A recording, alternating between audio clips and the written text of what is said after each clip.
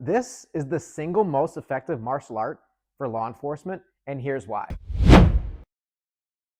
Bailey here at Blue Line Tactics, and today we're going to be discussing the least effective to the most effective forms of martial arts for police officers.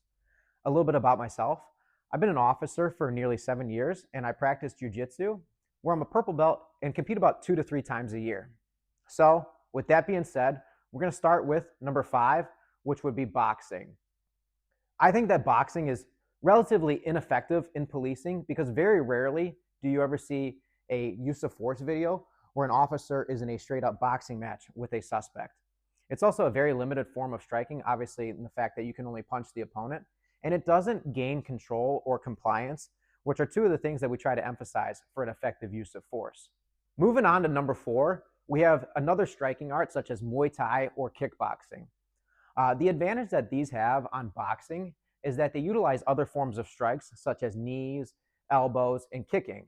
But with any striking art, the disadvantage that you have is that if you were to knock the person unconscious, they could hit their head on another object or even the ground, which could result in a more serious injury or possibly even death. So now we're going to move into our grappling arts, which are really more beneficial in today's culture. At number 3, I have judo. The reason I have judo at number 3 is it does teach officers how to take down an actively resisting suspect. But the downfall of judo is that I think it requires a little bit more technique and practice, which is not always realistic because some officers that don't take training into their own hands are only going to practice the once or twice a year that they have to at their in-service training. At number 2, I have wrestling. I have wrestling ahead of judo because I think that it is easier for the average person to learn a wrestling takedown, such as a single leg, a double leg, or some sort of body lock takedown, than it is for a judo throw. Wrestling also covers some of the control aspects on the ground, which may be beneficial if you get the suspect on their belly and need to get their hands behind their back for cuffing. Last but not least, at number 1, I have jiu-jitsu.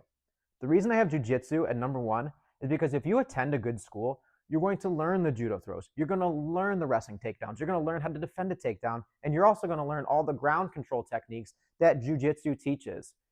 Additionally, with the growing popularity of jiu-jitsu, it is much easier to find a school that you can attend multiple classes per week and enhance your skills versus trying to find a judo school or even somewhere where you can learn wrestling. Because if you're an adult that didn't wrestle growing up as a kid in middle school or high school, good luck trying to find a gym or a school that's going to teach strictly wrestling. So, with that being said, if you agree or disagree with this list, leave a comment below.